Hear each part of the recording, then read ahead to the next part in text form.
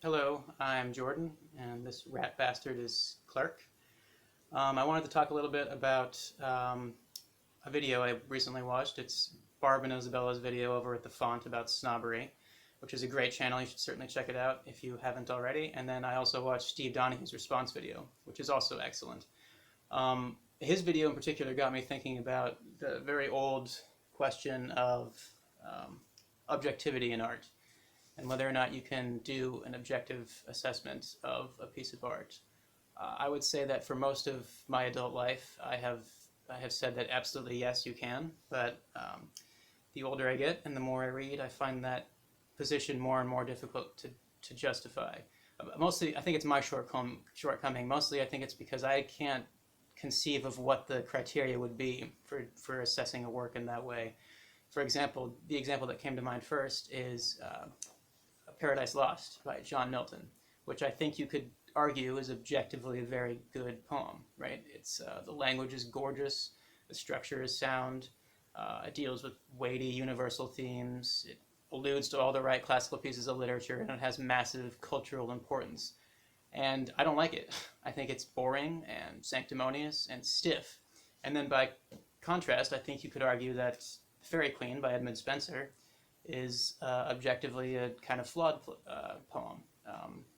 It meanders, it's frivolous at times, the language is often gorgeous, but also often clunky and overwrought, but I really love it. So I could say that Paradise Lost is objectively better than the Fairy Queen, but if I don't think that it's as good as the Fairy, if I don't like it as much as the Fairy Queen, then, which I don't, then I don't really see how that statement has any meaning at all.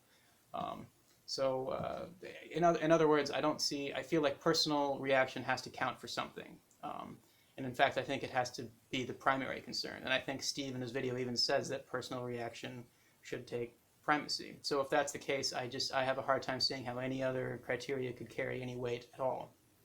So, like for example, if there's a book that's universally disliked, but if it finds just one reader that it has the desired effect on, wouldn't you have to call that book a success?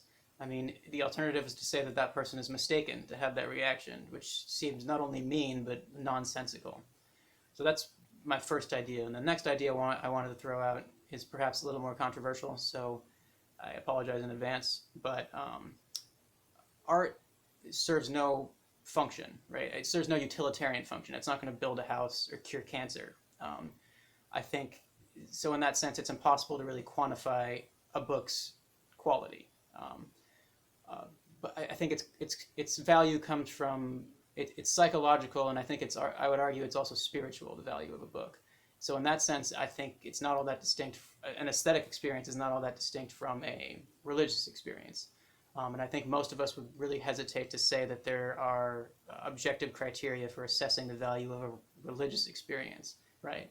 So, and it's possible I'm really missing the point here, and that the point of an objective assessment of a book is to discuss that book on its own, regardless of the reactions that it elicits. But if that's the case, I don't see how that discussion has any meaning or value at all, because a book is meant to be read, right? So like I said, if it has the desired effect on even just a single reader, I think it's nonsensical to say that it's bad. So anyways, that's my thought on that. I really stumbled through that. I'm sorry. I'm not particularly good at articulating my thoughts. But please let me know what you think, especially if you disagree, because honestly, I want to be wrong about this. I really do. My instinct tells me that The Winter's Tale by Shakespeare is better than 50 Shades of Grey or something like that. But I just find it very difficult to justify that these days. So anyways, let me know what you think, and thanks for watching. Have a good day.